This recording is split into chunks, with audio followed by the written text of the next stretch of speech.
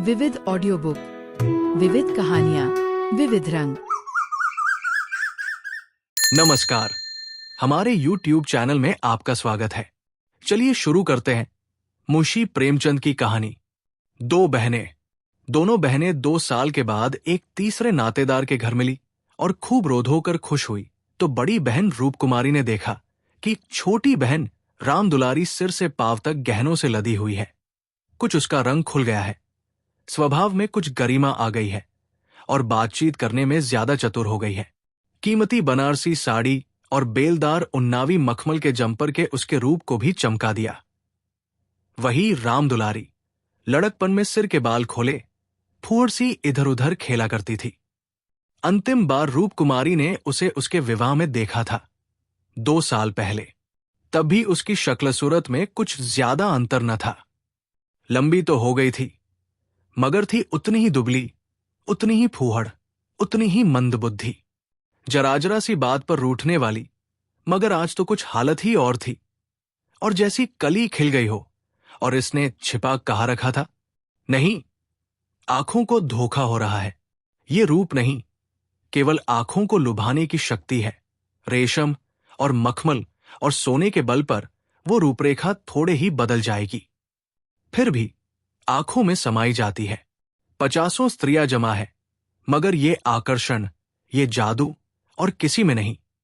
कहीं आईना मिलता तो वो जरा अपनी सूरत भी देखती। घर से चलते समय उसने आईना देखा था। अपने रूप को चमकाने के लिए जितना सान बढ़ा सकती थी, उससे कुछ अधिक ही बढ़ाया था। लेकिन अब सूरत जैसे स्मृति से मिट गई है। उसकी धुंधली सी परछाई भर हृदय पट पर है। उसे फिर से देखने के लिए वो बेकरार हो रही है। वो अब तुलनात्मक दृष्टि से देखेगी। राम दुलारी में ये आकर्षण कहां से आया, ये रहस्य का पता लगाएगी। यूं उसके पास मेकअप की सामग्रियों के साथ छोटा सा आईना भी है, लेकिन भीड़ भाड़ में वो आईना देखने या बनाव सिंगार करने की आदी नहीं है। ये औरतें दिल में न जाने क्या समझे, मगर यहां कोई आईना तो होगा ही। ड्राइंग रूम में जरूर ही होगा। वो उठकर ड्राइंग रूम में गई और कदे आदम शीशे में अपनी सूरत देखी। वहां इस वक्त और कोई न था। मर्द बाहर सहन में थे, औरतें गाने बजाने में लगी हुई थी। उसने आलोचनात्मक दृष्टि से एक एक अंग को, अंगों के एक एक विन्यास को देखा। उसका अंग विन्यास, उसकी मुख छवि निष्कलंक है, मगर वो ताजगी, वो मादकता, वो माधुर्य नहीं है। हां, नहीं है। वो अपने को धोखे में नहीं डाल सकती। कारण क्या है? यही कि राम दुलारी आज खिली है, उसे खिले जमाना हो गया। लेकिन इस ख्याल से उसका चित्त शांत नहीं होता। वो राम दुलारी से हेठी बनकर नहीं रह सकती। ये पुरुष भी कितने गावदी होते हैं, किसी में भी सच्चे सौंदर्य की परख नहीं है। इन्हें तो जवानी और चंचलता और हाव भाव चाहिए। आंखें रखकर भी अंधे बनते हैं। भला इन बातों का आपसे क्या संबंध? ये तो उम्र के तमाशे हैं। असली रूप तो वो है जो समय की परवाह न करे। उसके कपड़ों में राम दुलारी को खड़ा कर दो, फिर देखो ये सारा जादू कहां उड़ जाता है। चुड़ैल सी नजर आए, मगर इन अश्वों को कौन समझाए। मगर राम दुलारी के घरवाले तो इतने संपन्न न थे। विवाह में और जो थोड़े बहुत गहने आए थे, वे तो बहुत ही निराशाजन थे। खुशहाली का दूसरा कोई सामान भी न था। इसके ससुर एक रियासत के मुख्ताराम थे और बुला कॉलेज में पढ़ता था। इस 2 साल में कहीं से ये हुन बरस गया। कौन जाने गहने कहीं से मांग लाई हो। कपड़े भी मांगे के हो सकते हैं। कुछ औरतों को अपनी हैसियत बढ़ाकर दिखाने की लत होती है, तो वो स्वांग राम दुलारी को मुबारक रहे हैं। मैं जैसी हूं वैसी अच्छी हूं। प्रदर्शन का ये रोग कितना बढ़ता जाता है। घर में रोटियों का ठिकाना नहीं है। मर्द 25 से 30 रुपए पर कलम पिस रहा है, लेकिन देवी जी घर से निकलेंगी तो इस तरह बंठन कर मानो कहीं की राजकुमारी है। बिसातियों के और दर्जियों के तकाजे सहेंगी, बजाज के सामने हाथ जोड़ेगी, शौहर की पुड़कियां खाएगी, रोकेगी, रूठेंगी, मगर प्रदर्शन के उन्माद को नहीं रोकती। घरवाले भी सोचते होंगे कितनी छिछोरी तबीयत है इसकी, मगर यहां तो देवी जी ने बहयाई पर कमर बांध ली है। कोई कितना ही हंसे, बहया की बला दूर। उन्हें तो बस यही धुन सवार है कि जिधर से निकल जाए उधर लोग हृदय पर हाथ रखकर रह जाए। राम दुलारी ने जरूर किसी से गहने और जेवर मांग लिए। बेशर्म जो है, उसके चेहरे पर आत्मसम्मान की लाली दौड़ गई। न सही उसके पास जेवर और कपड़े, उसे किसी के सामने लज्जित तो नहीं होना पड़ता, किसी से मुंह तो चुराना नहीं पड़ता। 1-1 लाख के तो उसके 2 लड़के हैं। भगवान उन्हें चिरायु करे, वो इसी में खुश है। खुद अच्छा पहन लेने और अच्छा खा लेने से तो जीवन का उद्देश्य नहीं पूरा हो जाता। उसके घर वाले गरीब हैं, पर उनकी इज्जत तो है। किसी का गला तो नहीं दबाते, किसी को शाप तो नहीं लेते। इस तरह अपने मन को ढांढस देकर वो फिर बरामदे में आई तो राम दुलारी ने जैसे उसे दया की आंखों को देखकर कहा, जीजाजी की कुछ तरक्की बरकी हुई कि नहीं बहन? या अभी तक वही 75 रुपए पर कलम घिस रहे हैं? राम दुलारी की देह में आग सी लग गई। ओफो रे दिमाग, मानो इसका पति लाठी तो है। अकड़कर बोली, तरक्की क्यों नहीं हुई? अब 100 के ग्रेड में है, आजकल ये भी गनीमत है। नहीं, अच्छे अच्छे MA पासों को देखती हूं कि कोई टके को नहीं पूछता। तेरा शौहर तो अब भी BA में होगा? राम दुलारी ने नाक सिकोड़ कर कहा।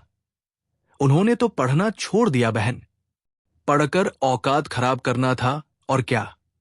एक कंपनी के एजेंट हो गए हैं, अब 250 रुपए माहवार पाते हैं, कमीशन ऊपर से 5 रुपए रोज सफर खर्च के भी मिलते हैं। ये समझ लो कि 500 का औसत पड़ जाता है। 150 माहवार तो उनका निजी का खर्च है बहन। ऊंचे ओहदे के लिए अच्छी हैसियत भी तो चाहिए।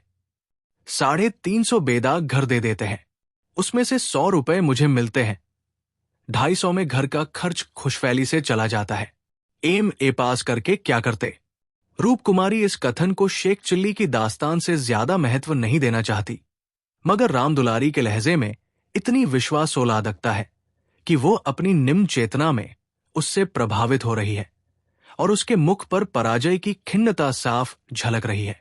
मगर यदि उसे बिल्कुल पागल नहीं हो जाना है तो इस ज्वाला को हृदय से निकाल देना पड़ेगा। जरा करके अपने मन को विश्वास दिलाना पड़ेगा कि इसके काव्य में 1/4 से ज्यादा सत्य नहीं है। 1/4 तक वो सह सकती है, इससे ज्यादा उससे न सहा जाएगा। इसके साथ ही उसके दिल में धड़कन भी है कि ये कथा सत्य निकली तो वो राम दुलारी को कैसे मुंह दिखाएगी। उसे भय है कि कहीं उसकी आंखों से आंसू न निकल पड़े। कहाँ 75 और कहाँ 500। इतनी बड़ी रकम आत्मा की हत्या करके भी क्यों न मिले, फिर भी रूप कुमारी के लिए असह्य है। आत्मा का मूल्य अधिक से अधिक 100 रुपए हो सकता है, 500 किसी हालत में भी नहीं। उसने परिहास के भाव से पूछा, जब एजेंटी में इतना वेतन और भत्ता मिलता है तो ये सारे कॉलेज बंद क्यों नहीं हो जाते? हजारों लड़के क्यों अपनी जिंदगी खराब करते हैं? राम दुलारी बहन के खिसियानेपन का आनंद उठाती हुई बोली, बहन, तुम यहां ये भूल कर रही हो। MA तो सभी पास हो सकते हैं, मगर एजेंटी बिरले ही किसी को आती है। ये तो ईश्वर की देन है। कोई जिंदगी भर पढ़ता रहे, मगर ये जरूरी नहीं कि वो अच्छा एजेंट भी हो जाए। रुपए पैदा करना दूसरी बात है, आलिम फाजिल हो जाना दूसरी बात।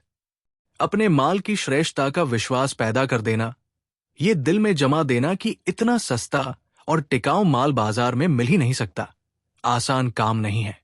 एक से एक पापों से उनका साबका पड़ता है। बड़े बड़े राजाओं और रईसों का मत फेरना पड़ता है, तब जाके कहीं माल बिकता है। मामूली आदमी तो राजाओं और नवाबों के सामने जा ही नहीं सके, पहुंच ही न हो, और किसी तरह पहुंच भी जाए तो जुबान न खुले। पहले पहले तो इन्हें भी झिझक हुई थी, मगर अब तो इस सागर के मगर हैं। अगले साल तरक्की होने वाली है। रूप कुमारी की धमनियों में रक्त की गति जैसे बंद हुई जा रही है। निर्दयी आकाश गिर क्यों नहीं पड़ता, पाषाण अरिद्या धरती फट क्यों नहीं जाती? ये कहाँ का न्याय है कि रूप कुमारी, जो रूपवती है, तमीजदार है, सुघड़ है, पति पर जान देती है, बच्चों को प्राणों से ज्यादा चाहती है, थोड़े में गृहस्थी को इतने अच्छे ढंग से चलाती है, उसकी तो ये दुर्गति और ये घमंडिन, बदतमीज विलासिनी, चंचल, मुंहफट छोकरी, जो अभी तक सिर खोले घूमा करती थी, रानी बन जाए। मगर उसे अब भी कुछ आशा बाकी थी। शायद आगे चलकर उसके चित्त की शांति का कोई मार्ग निकल आए। उसी परिहास के स्वर में बोली, तब तो शायद 1000 मिलने लगे। 1000 तो नहीं, पर 600 में संदेह नहीं। कोई आंखों का अंधा मालिक फंस गया होगा। व्यापारी आंखों के अंधे नहीं होते दीदी। उनकी आंखें हमारी तुम्हारी आंखों से कहीं तेज होती हैं। जब तुम उन्हें 6000 कमाकर दो, तब कहीं 600 मिले। जो सारी दुनिया को चराए, उसे कौन बेवकूफ बनाएगा। परिहास से काम न चलते देखकर रूप कुमारी ने अपमान का अस्त्र निकला। मैं तो इसे कोई बहुत अच्छा पेशा नहीं समझती है। सारे दिन झूठ के तुमार बांधो। ये तो ठग विद्या है। राम दुलारी जोर से हंसी। बहन पर उसने पूरी विजय पाई थी। इस तरह तो जितने वकील बैरिस्टर हैं, सभी ठग विद्या करते हैं। अपने मुवक्किल के फायदे के लिए उन्हें क्या नहीं करना पड़ता, झूठी शहादतें तक बनानी पड़ती है। मगर उन्हीं वकीलों और बैरिस्टरों को हम अपना लीडर कहते हैं। उन्हें अपनी कौमी सभाओं का प्रधान बनाते हैं। उनकी गाड़ियां खींचते हैं। उन पर फूलों और अशर्फियों की वर्षा करते हैं। उनके नाम से सड़कें, प्रतिमाएं और संस्थाएं बनाते हैं। आजकल दुनिया पैसा देखती है। आजकल ही क्यों, हमेशा से धन की यही महिमा रही है। पैसे कैसे आए, ये कोई नहीं देखता। जो पैसे वाला है, उसी की पूजा होती है। जो अभागे है, अयोग्य है, भीरू है, वे आत्मा और सदाचार की दुहाई देकर अपने आंसू पोंछते हैं। नहीं, आत्मा और सदाचार को कौन पूछता है। रूप कुमारी खामोश हो गई। अब उसे ये सत्य उसकी सारी वेदनाओं के साथ स्वीकार करना पड़ेगा कि राम दुलारी उससे ज्यादा भाग्यवान है। इससे अब त्राण नहीं। परिहास या अनादर से वो अपनी तंगदिली का प्रमाण देने के सिवा और क्या पाएगी। उसे किसी बहाने से राम दुलारी के घर जाकर असलियत की छानबीन करनी पड़ेगी। अगर राम दुलारी वास्तव में लक्ष्मी का वरदान पा गई है, तो रूप कुमारी अपनी किस्मत ठोंक कर बैठ रहेगी। समझ लेगी कि दुनिया में कहीं न्याय नहीं है, कहीं ईमानदारी की पूछ नहीं है। मगर क्या सचमुच उसे इस विचार से संतोष होगा? यहां कौन ईमानदार है? वही जिसे बेईमानी करने का अवसर नहीं और न इतनी बुद्धि का मनोबल है कि वो अवसर पैदा कर ले। उसके पति 75 रुपए पाते हैं, पर क्या 10-20 रुपए और ऊपर से मिल जाए तो वो खुश होकर लेना लेंगे? उनकी ईमानदारी और सत्यवादिता उसी समय तक है, जब तक अवसर नहीं मिलता। और क्या रूप कुमारी में इतना नैतिक बल है कि वो अपने पति को हराम का माल हजूम करने से रोक दे? रोकना तो दूर की बात है, वो प्रसन्न होगी, शायद पतिदेव की पीठ ठोंकेगी। अभी उनके दफ्तर से आने के समय मन मारे बैठी रहती है। तब वो द्वार पर खड़ी होकर उनकी बाट जोहेगी, और ज्यों ही वो घर में आएंगे, उनकी जेबों की तलाशी लेगी। आंगन में गाना अब जाना हो रहा था। राम दुलारी उमंग के साथ गा रही थी, और रूप कुमारी वही बरामदे में उदास बैठी हुई थी। न जाने क्यों उसके सिर में दर्द होने लगा था। कोई गाए कोई नाचे, उससे प्रयोजन नहीं। वो तो अभागिन है, रोने के लिए पैदा की गई है।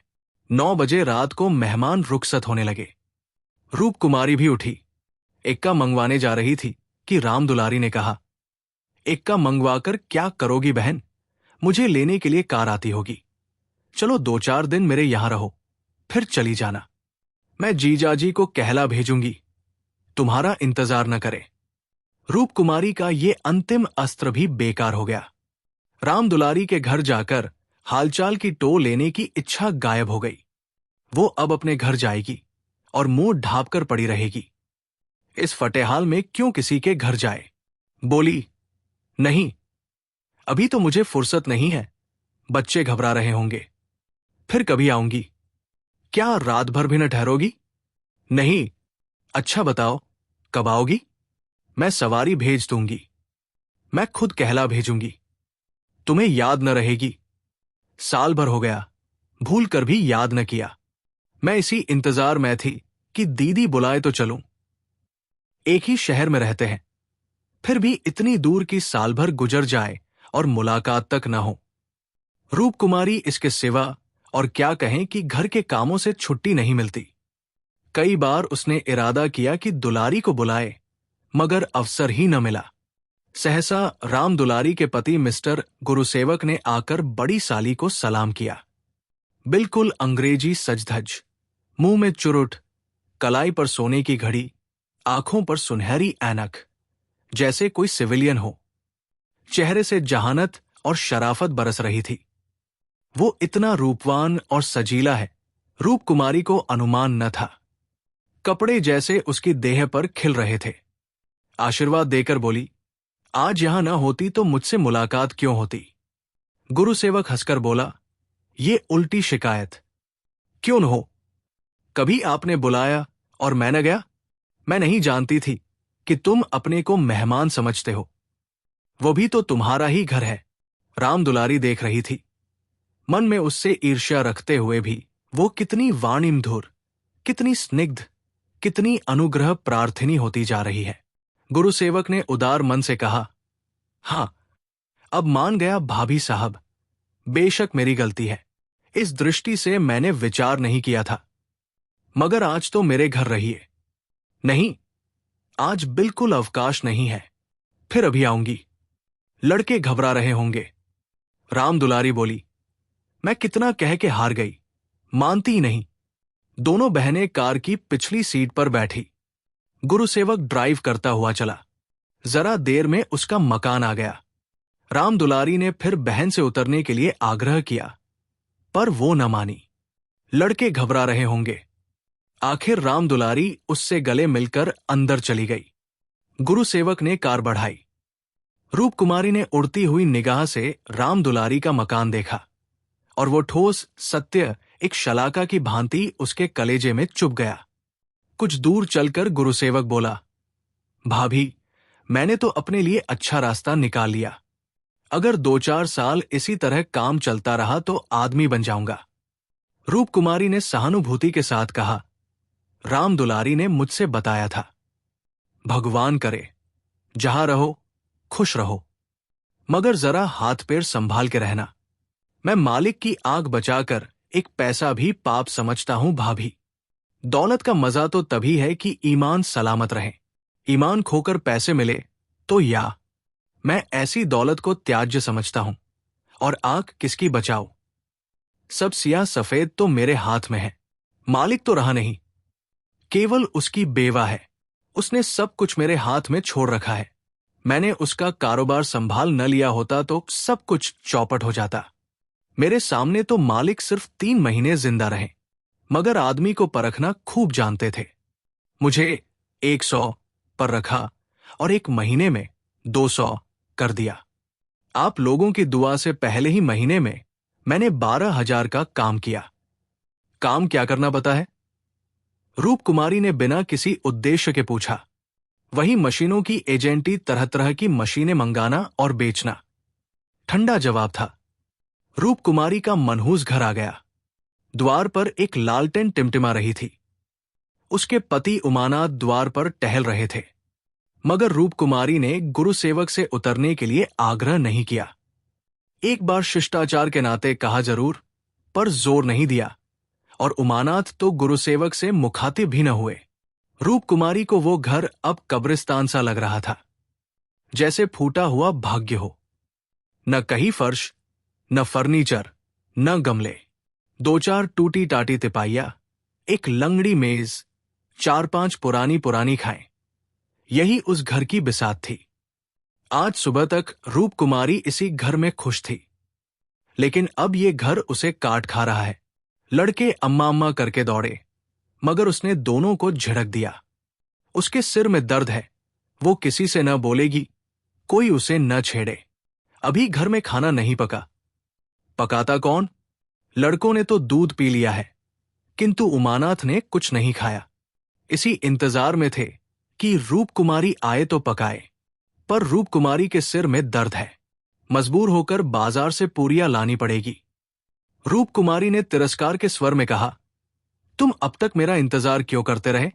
मैंने तो खाना पकाने की नौकरी नहीं लिखाई है, और जो मैं रात को वहां रह जाती। आखिर तुम कोई महराजन क्यों नहीं रख लेते? क्या जिंदगी भर मुझी को पीसते रहोगे? उमानाथ ने उसकी तरफ आहत, विस्मय की आंखों से देखा। उसके बिगड़ने का कोई कारण उनकी समझ में न आया। रूप कुमारी से उन्होंने हमेशा निरापद सहयोग पाया है। निरापद ही नहीं, सहानुभूतिपूर्ण भी।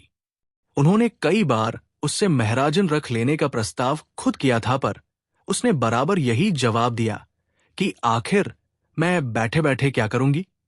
4-5 रुपए का खर्च बढ़ाने से क्या फायदा? ये पैसे तो बच्चों के मक्खन में खर्च होते हैं। और आज वो इतनी निर्ममता से उलाहना दे रही है, जैसे गुस्से में भरी हो।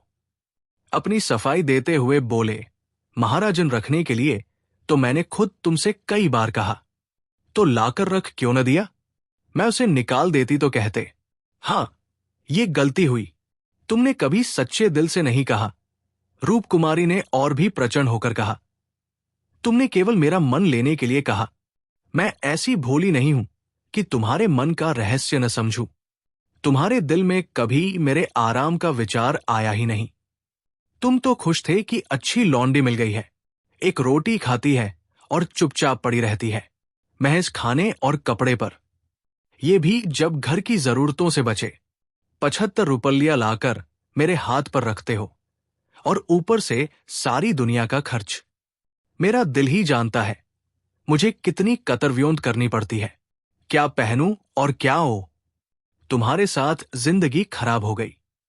संसार में ऐसे मर्द भी हैं जो स्त्री के लिए आसमान के तारे तोड़ लाते हैं। गुरु सेवक ही को देखो, दूर क्यों जाओ। तुमसे कम पड़ा है, उम्र में तुमसे कम है, मगर 500 रुपया महीना लाता है और राम दुलारी रानी बनी बैठी रहती है। तुम्हारे लिए यही 75 रुपए बहुत है। रांड मांड ही में मग्न तुम नाहक मर हुए। तुम्हें तो औरत होना चाहिए था। औरतों के दिल में कैसे कैसे अरमान होते हैं, मगर मैं तो तुम्हारे लिए घर की मुर्गी का बासी साग हूं। तुम्हें तो कोई तकलीफ होती नहीं। तुम्हें तो कपड़े भी अच्छे चाहिए, खाना भी अच्छा चाहिए, क्योंकि पुरुष हो, बाहर से कमा कर लाते हो। मैं चाहे जैसे रहूं तुम्हारी बला से। वागवानों का यह सिलसिला कई मिनट तक जारी रहा और उमानाथ चुपचाप सुनते रहे। अपनी ध्यान में उन्होंने रूप कुमारी को शिकायत का कभी मौका नहीं दिया। उनका वेतन कम है, ये सत्य है, पर यह उनके वश की बात तो नहीं। वो दिल लगाकर अपना काम करते हैं, अफसरों को खुश रखने की सदैव चेष्टा करते हैं। इसी साल बड़े बाबू के छोटे सुपुत्र को 6 महीने तक बिला नागा पधाया, इसीलिए तो कि वो प्रसन्न रहे। अब वो और क्या करें? रूप कुमारी की खफगी का रहस्य वो समझ गए। अगर गुरुसेवक वास्तव में 500 रुपए लाता है तो बेशक ये भाग्य का बली है, लेकिन दूसरों की ऊंची पेशानी देखकर अपना माथा तो नहीं फोड़ा जाता। किसी संयोग से उसे ये अवसर मिल गया, मगर हर एक को ऐसे अवसर नहीं मिलते। वो इसका पता लगाएंगे कि सचमुच उसे 500 ही मिलते हैं या महज डींग है, और मान लिया कि 500 मिलते हैं, तो क्या इससे रूप कुमारी को यह हक है कि वो उनको ताने दे और उन्हें जलिकटी सुनाए? अगर इसी तरह वो भी रूप कुमारी से ज्यादा रूपवती और सुशीला रमणी को देखकर रूप कुमारी को कोसना शुरू करे तो कैसा हो? रूप कुमारी सुंदरी है, सुमती है, त्यागमयी है, लेकिन उससे बढ़कर सुंदरी, मृदुभाषिणी, त्यागमयी देवियों से दुनिया खाली नहीं है।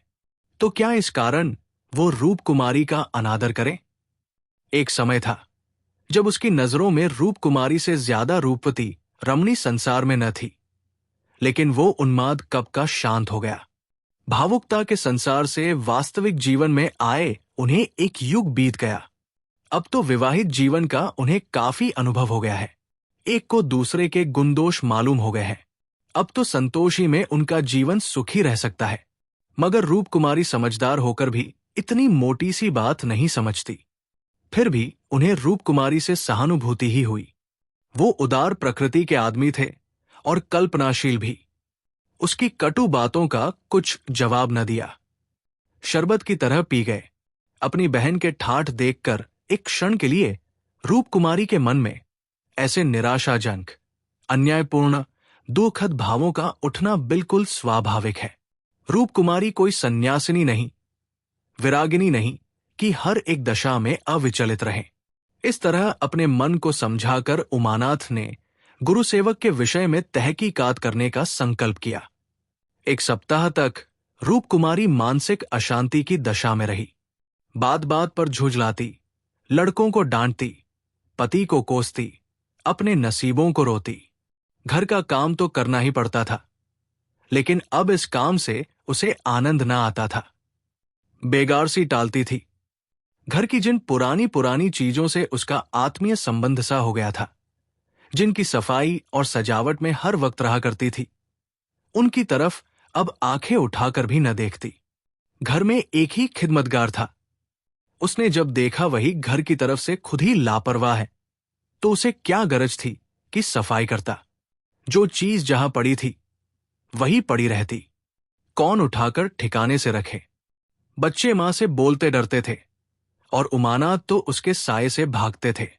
जो कुछ सामने थाली में आ जाता उसे पेट में डाल लेते और कहीं घूमने निकल जाते। रूप कुमारी से कुछ कहना बारूद में दियासलाई लगाना था। हां, उनकी ये तहकीकात जारी थी। एक दिन उमानाथ दफ्तर से लौटे तो उनके साथ गुरुसेवक भी थे। रूप कुमारी ने आज कई दिनों के बाद परिस्थिति से सहयोग कर लिया था और इस वक्त झाड़न लिए कुर्सियां तिपाइयां साफ कर रही थी कि गुरुसेवक ने अंदर पहुंचकर सलाम किया। रूप कुमारी दिल में कट गई। उमानाथ पर ऐसा क्रोध आया कि उसका मुंह नोच ले। इन्हें लाकर यहां क्यों खड़ा कर दिया? न कहना न सुनना, बस बुला लाए। उसे इस दशा में देखकर गुरुसेवक दिल में क्या कहता होगा। मगर इन्हें अक्ल आई ही कब थी? वो अपना पर्दा ढकती फिरती है और आप उसे खोलते फिरते हैं। जरा भी लज्जा नहीं, जैसे बहयाई का बाना पहन लिया है। बरबस उसका अपमान करते हैं। न जाने उसने उनका क्या बिगाड़ा है। आशीर्वाद देकर कुशल समाचार पूछा और कुर्सी रख दी। गुरुसेवक ने बैठते हुए कहा, आज भाई साहब ने मेरी दावत की है। मैं उनकी दावत पर तो ना आता, लेकिन जब उन्होंने कहा तुम्हारी भाभी का कड़ा तकाजा है, तब मुझे समय निकालना पड़ा। रूप कुमारी ने बात बताई। घर का कलह छिपाना पड़ा। तुमसे उस दिन कुछ बातचीत न हो पाई। जी लगा हुआ था। गुरुसेवक ने कमरे के चारों तरफ नजर दौड़ाकर कहा, इस पिंजड़े में तो आप लोगों को बड़ी तकलीफ होती होगी। रूप कुमारी को ज्ञात हुआ ये युवक कितना सुरुचिहीन, कितना अरसिक है। दूसरों के मनोभावों का आदर करना जैसे जानता ही नहीं। इसे इतनी सी बात भी नहीं मालूम कि दुनिया में सभी भाग्यशाली नहीं होते। लाखों में एक ही कहीं भाग्यवान निकलता है। उसे भाग्यवान ही क्यों कहा जाए? जहां बहुतों को दाना न मयस्सर हो, वहां थोड़े से आदमियों के भोग विलास में कौन सा सौभाग्य। जहां बहुत से आदमी भूखों मर रहे हों, वहां दो चार आदमी मोहन भोग उड़ा, तो ये उसकी बहयाई और हृदयहीनता है, सौभाग्य कभी नहीं। कुछ चिढ़कर बोली, पिंजड़े में कटघरे में रहने से अच्छा है। पिंजड़े में निरीह पक्षी रहते हैं, कटघरा तो घातक जंतुओं का ही निवास स्थान है। गुरुसेवक शायद ये संकेत न समझ सका। बोला, मेरा तो इस घर में दम घुट जाए। मैं आपके लिए अपने घर के पास ही एक मकान ठीक करा दूंगा, खूब लंबा चौड़ा। आपसे कुछ किराया न लिया जाएगा। मकान हमारी मालकिन का है। मैं भी उसी के एक मकान में रहता हूं। सैकड़ों मकान है उसके पास, सैकड़ों। सब मेरे अख्तियार में है। जिसे जो मकान चाहो दे दूं। किराया लूं या न लूं, मैं आपके लिए सबसे अच्छा मकान ठीक करूंगा। मैं आपका बहुत अदब करता हूं। रूप कुमारी समझ गई, महाशय इस वक्त नशे में है, जब ही यो बहक रहे हैं। अब उसने गौर से देखा तो उसकी आंखें सिकुड़ गई थी, गाल कुछ फूल गए थे, जबान भी लड़खड़ाने लगी थी। एक जवान, खूबसूरत, शरीफ चेहरा कुछ ऐसा शेखीबाज और निर्लज्ज हो गया कि उसे देखकर घृणा होती थी। उसने एक क्षण बाद फिर बहकना शुरू किया, मैं आपका बहुत अदब करता हूं जी ही। आप मेरी बड़ी भाभी हैं। आपके लिए मेरी जान हाजिर है। आपके लिए एक मकान नहीं, 100 मकान तैयार है। मैं मिसेज लोहिया का मुख्तार हूं। सब कुछ मेरे हाथ में है, सब कुछ। मैं जो कुछ कहता हूं वो आंखें बंद करके मंजूर कर लेती है। मुझे अपना बेटा समझती है। मैं उसकी सारी जायदाद का मालिक हूं। मिस्टर लोहिया ने मुझे 20 रुपए पर रखा था। 20 रुपए पर। वो बड़ा मालदार था, मगर किसी को नहीं मालूम उसकी दौलत कहां से आती थी। किसी को नहीं मालूम, मेरे सिवा कोई नहीं जानता। वो खुफिया फरोश था, किसी से कहना नहीं। वो चोरी से कोकीन बेचता था। लाखों की आमदनी थी उसकी। अब वही व्यापार मैं करता हूं। हर शहर में हमारे खुफिया एजेंट हैं। मिस्टर लोहिया ने मुझे इस फन में उस्ताद बना दिया। जी हां, मजाल नहीं कि कोई मुझे गिरफ्तार कर ले। बड़े बड़े अफसरों से मेरा याराना है। उनके मुंह में नोटों के पुलिंदे ठूंस ठूंस कर उनकी आवाज बंद कर देता हूं। कोई चू नहीं कर सकता। दिन दहाड़े बेचता हूं। हिसाब में लिखता हूं 1000 रिश्वत दी, देता हूं 500।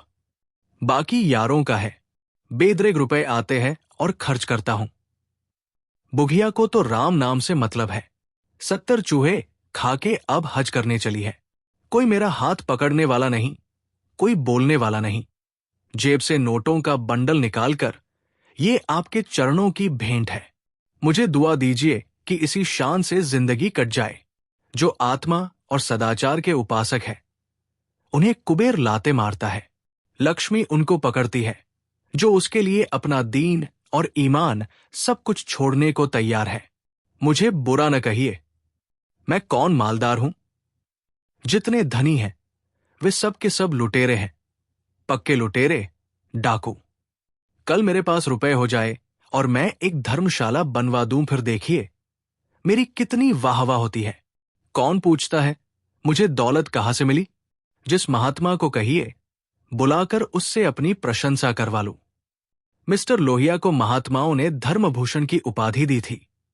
वो स्वार्थी पेट के बंदरों ने उस बुढ़े को, जिससे बड़ा कुकर्मी संसार में न होगा। यहां तो लूट है। एक वकील आध घंटा बहस करके 500 मार लेता है। एक डॉक्टर जरा सा नश्तर लगाकर 1000 सीधा कर लेता है। एक जुआरी स्पेकुलेशन में एक एक दिन में लाखों का वारा न्यारा करता है। अगर उनकी आमदनी जायज है तो मेरी आमदनी भी जायज है। जी हां, जायज है। मेरी निगाह में बड़े से बड़े मालदार की भी कोई इज्जत नहीं। मैं जानता हूं वो कितना बड़ा हथकंडेबाजू है। यहां जो आदमी आंखों में धूल झोंक सके वही सफल है। गरीबों को लूटकर मालदार हो जाना समाज की पुरानी परिपाटी है। मैं भी वह करता हूं जो दूसरे करते हैं। जीवन का उद्देश्य है ऐसा करना। खूब लूटूंगा, खूब ऐश करूंगा और बुढ़ापे में सूब खैरात करूंगा और एक दिन लीडर बन जाऊंगा। कहिए गिना दूं। यहां कितने लोग जुआ खेल खेल कर करोड़पति हो गए, कितने औरतों का बाजार लगाकर करोड़पति हो गए। सहसा उमानाथ ने आकर कहा, मिस्टर गुरुसेवक, क्या कर रहे हो? चलो चाय पी लो, ठंडी हो रही है। गुरुसेवक ऐसा हड़बड़ा उठा मानो अपने सचेत रहने का प्रमाण देना चाहता हो, मगर पांव लड़खड़ाए और जमीन पर गिर पड़ा।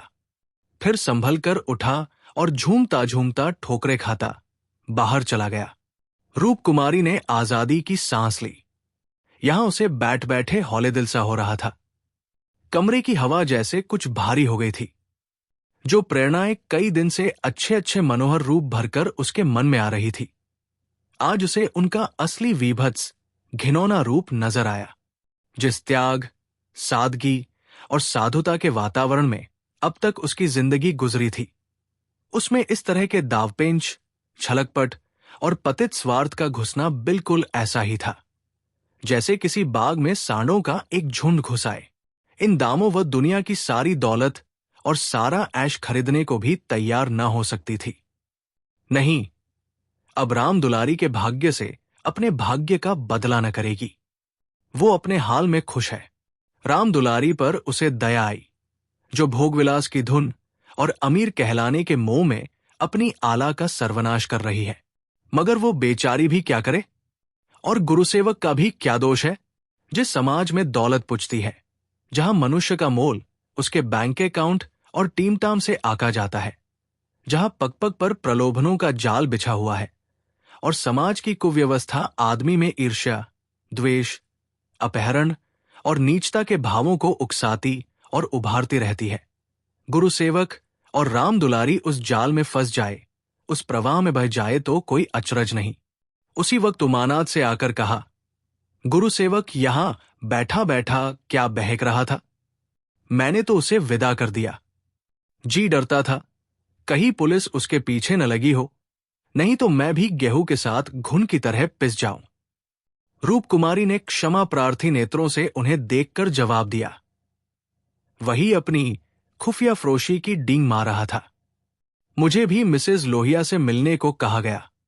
जी नहीं, आप अपनी क्लर्की किए जाइए, इसी में हमारा कल्याण है। मगर क्लर्की में ऐश कहा, क्यों न साल भर की छुट्टी लेकर जरा उस दुनिया की सी सैर करूं। मुझे अब उस ऐश का मोह नहीं रहा। दिल से कहती हो? सच्चे दिल से। उमानाथ एक मिनट तक चुप रहने के बाद फिर बोले, मैं आकर तुम्हें यह वृत्तांत कहता तो तुम्हें विश्वास आता या नहीं? सच कहना। कभी नहीं। मैं तो कल्पना भी नहीं कर सकती कि अपने स्वार्थ के लिए कोई आदमी दुनिया को विष खिला सकता है। मुझे सारा हाल पुलिस के सब इंस्पेक्टर से मालूम हो गया था। मैंने उसे खूब शराब पिला दी थी कि नशे में बहकेगा जरूर और सब कुछ खुद उगल देगा। ललचाता तो तुम्हारा जी भी था। हां, ललचाता तो था और अब भी ललचा रहा है, मगर ऐश करने के लिए जिस हुनर की जरूरत है वो कहां से लाऊंगा? ईश्वर न करे वो हुनर तुम्हें आए। मुझे तो उस बेचारे पर तरस आता है। मालूम नहीं खैरियत से घर पहुंच गया या नहीं। उसकी कार थी, कोई चिंता नहीं। रूप कुमारी एक क्षण जमीन की तरफ ताकती रही, फिर बोली, तुम मुझे दुलारी के घर पहुंचा दो। अभी शायद मैं उसकी कुछ मदद कर सकूं। जिस बाग की वो सैर कर रही है उसके चारों तरफ निशाचर घात लगाए बैठे हैं। शायद मैं उसे बचा सकूं। उमानाथ ने देखा उसकी छवि कितनी दया पुलकित हो उठी है। अगर आपको ये कहानी पसंद आई हो तो लाइक और शेयर करें, और हमारे चैनल को सब्सक्राइब न किया हो तो सब्सक्राइब कर लें। अगर आप अपने पसंद की भी कोई कहानी सुनना चाहते हैं तो कमेंट सेक्शन में ज़रूर लिखें।